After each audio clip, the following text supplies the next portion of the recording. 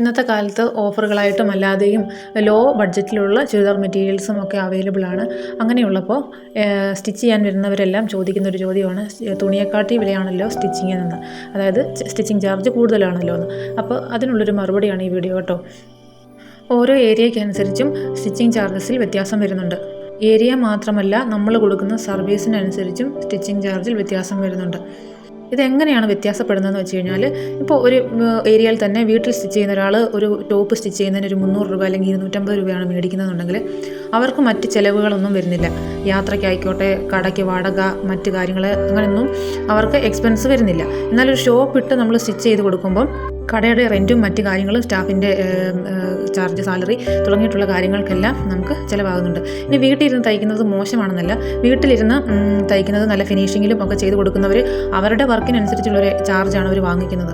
നിങ്ങളൊരിക്കലും നമ്മളൊരു തുണി നമ്മുടെ ഇഷ്ടത്തിനനുസരിച്ച്, നിങ്ങളുടെ അഭിപ്രായത്തിനനുസരിച്ച് ഓരോരുത്തർക്കും കസ്റ്റമൈസ് ചെയ്ത് നൽകുമ്പോൾ, ഇപ്പോൾ ഒരാൾ തന്നെ ഇരുന്ന് തയ്ക്കുന്ന ഒരു ഷോപ്പാണെന്നുണ്ടെങ്കിൽ ആ ഒരു വ്യക്തിക്ക് ഒരു 2 അല്ലെങ്കിൽ 3 ഡ്രസ്സിൽ കൂടുതൽ ഒരു ദിവസം സ്റ്റിച്ച് ചെയ്യാൻ പറ്റത്തില്ല. കാരണം അളവെടുക്കാൻ അതിൻ്റെ ഇടയ്ക്ക് ആൾക്കാർ വരും, തയ്ച്ച ഡ്രസ്സുകൾ ഇട്ട് നോക്കാനായിട്ട് ആൾക്കാർ വരും, ഇനി അതല്ല എന്തെങ്കിലും എൻക്വയറിക്കായിട്ട് ആൾക്കാർ വരുന്നവരുണ്ട്.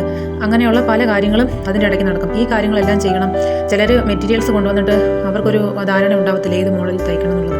അവർക്ക് ഇഷ്ടപ്പെടുന്ന, അവരുടെ ശരീരത്തിന് ഇണങ്ങുന്ന രീതിയിലുള്ള മോഡലുകൾ നമ്മൾ ചിലപ്പോൾ പറഞ്ഞു കൊടുക്കേണ്ടതായിട്ട് വരും.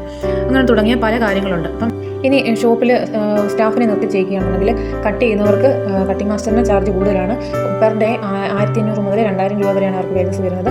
അതിൽ കൂടുതൽ വാങ്ങുന്ന ആൾക്കാരുമുണ്ട് അവരുടെ വർക്കിനനുസരിച്ച്. സ്റ്റിച്ച് ചെയ്യുന്നവരും ഇതുപോലെ തന്നെ പീസ് റേറ്റിന് കൊടുക്കുന്നവരുമുണ്ട്. അതല്ല, പെർ ഡേ ഒരു ദിവസം ഇത്ര രൂപ എന്ന് പറഞ്ഞ് വേജസ് വാങ്ങിക്കുന്ന ആൾക്കാരുമുണ്ട്. ഒന്നുമില്ലെങ്കിലും അടിസ്ഥാനമായിട്ട് വരുന്ന ചിലവുകളിലൊന്നാണ് കറണ്ട് ബില്ല്, വാടക, ട്രാവലിംഗ് എക്സ്പെൻസ് തുടങ്ങിയവ.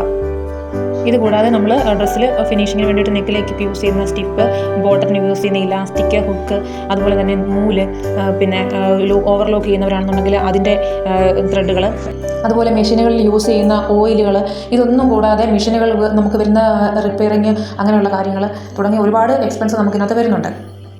ഇതൊന്നും കൂടാതെ വരുന്നതാണ് നമുക്ക് കുറച്ച് ഡെഡ് മണിയായിട്ട് കുറച്ച് എമൗണ്ട് നമ്മൾ ഇതിൽ പോകുന്നുണ്ട്. അതായത് ഒരു ഷോപ്പായിട്ട് തുടങ്ങുകയാണെങ്കിൽ അതിൻ്റെ സെക്യൂരിറ്റി, അത് നമുക്ക് ഷോപ്പ് ഏതെങ്കിലും സമയത്ത് നിർത്തുന്ന സമയത്താണ് നമുക്ക് തിരിച്ചു കിട്ടുന്നത്.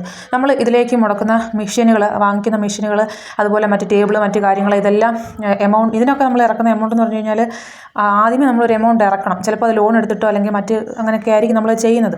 ആരും റെഡി ക്യാഷ് വെച്ചുകൊണ്ട് ഒന്നും ചെയ്യുന്നവരില്ല. അപ്പോൾ ഇതുപോലുള്ള കാര്യങ്ങൾ എല്ലാം ഇതിൽ നിന്ന് വേണം നടന്നു പോകാനായിട്ട്.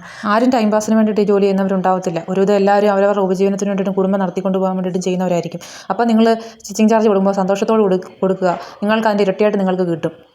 ഇതാരെയും കുറ്റപ്പെടുത്താൻ വേണ്ടിയിട്ട് പറയുന്ന കാര്യങ്ങളല്ല. പലപ്പോഴും എല്ലാവരും വിചാരിക്കുന്നൊരു കാര്യം, ഒരു ഡ്രസ്സ് സ്റ്റിച്ച് ചെയ്യുമ്പോൾ ഇത്രയും രൂപ കിട്ടുന്നു, ഒരു ദിവസം എത്ര ഡ്രസ്സ് സ്റ്റിച്ച് ചെയ്യുക, അപ്പം എത്ര രൂപ ഇവർ വരുമാനം ഉണ്ടാക്കുന്നുണ്ടായിരിക്കുന്നതായിരിക്കും പലരും മനസ്സിൽ വിചാരിക്കുന്നത്. പക്ഷേ ശരിക്കുള്ള റിയാലിറ്റി ഇതാണ്. ഒരു ദിവസം ഒരാൾ തന്നെ ഇരുന്ന് സ്റ്റിച്ച് ചെയ്യുകയാണെന്നുണ്ടെങ്കിൽ പോലും ഒരു 3 ഡ്രസ്സിൽ കൂടുതലൊന്നും, അല്ലെങ്കിൽ 4, പരമാവധി 4 ഡ്രസ്സിൽ കൂടുതലൊന്നും കട്ട് ചെയ്ത് സ്റ്റിച്ച് ചെയ്യാനായിട്ട് പറ്റത്തില്ല. അല്ലെങ്കിൽ അതുപോലെ ഇതിനു വേണ്ടി പുറകെ ഇരുന്ന മണിക്കൂറുകൾ സ്റ്റിച്ച് ചെയ്യുന്ന ഒരാളായിരിക്കണം.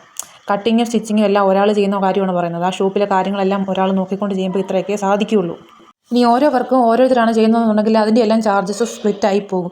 അടുത്ത തവണ സ്റ്റിച്ചിങ് ചാർജ് കൊടുക്കാൻ നേരം നിങ്ങൾ സന്തോഷത്തോടെ കൊടുക്കുക. അവർ നിങ്ങൾക്ക് ഇഷ്ടപ്പെട്ട ഔട്ട്ഫിറ്റ് സ്റ്റിച്ച് ചെയ്തതിൻ്റെ പ്രതിഫലമാണെന്ന് മനസ്സിൽ കണ്ടുകൊണ്ട് കൊടുക്കുക. എല്ലാവരെയും ദൈവം അനുഗ്രഹിക്കട്ടെ. Thank you for watching.